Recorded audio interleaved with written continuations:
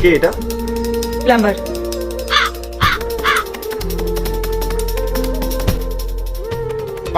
আরে ওর কাজ এখনো শেষ হয়নি?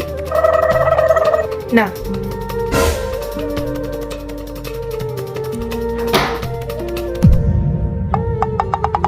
তুমি? তোমার কাজ এখনো শেষ হয়নি? আপনার পাইপলাইন সিস্টেমটা না পুরো খারাপ হয়ে গেছে, ওটা ঠিক করতেই টাইম লাগছে। আর কত টাইম লাগবে? আরে আপনি চিন্তা করবেন না, যতই টাইম লাগুক না কেন